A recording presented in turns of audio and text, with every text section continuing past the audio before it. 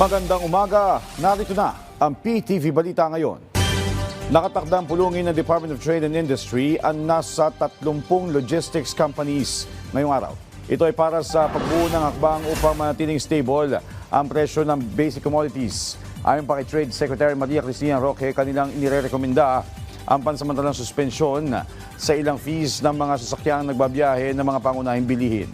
Kabilang na dito ang logistics, handling costs at toll fees sa delivery vehicles.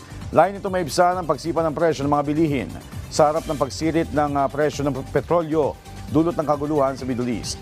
Samantala, tiniyak din ng kalihim na sapat ang supply ng basic at prime commodities ng bansa.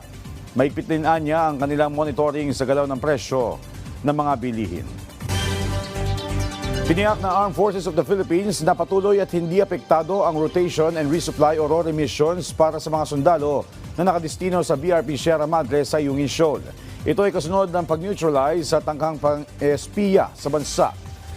Sa ulat ng Philippine News Agency, sinabi ni Philippine Navy spokesperson for the West Philippine Sea Rear Admiral Roy Vincent Trinidad, mahigpit ang kanilang evaluation sa detalye ng kanilang mga misyon at operasyon.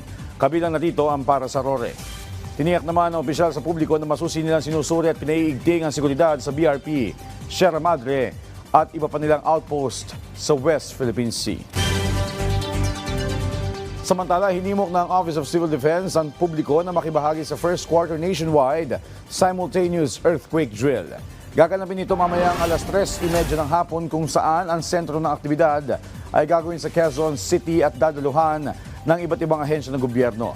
Giit ni OCD spokesperson Junie Castillo, ang bawat isa ay dapat magkaroon ng kasanayan at alam ang gagawin sakaling tumama ang isang malakas na lindol na walang pinipiling oras.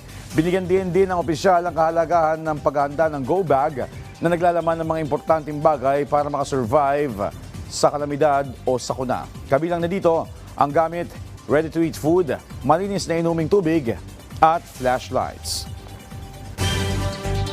At yan ang mga balita sa oras ito. Para sa iba pang updates, follow at ilike kami sa aming social media platform sa @PTVPH. Ako po si Joshua Garcia para sa Pambansang TV sa Bagong Pilipinas.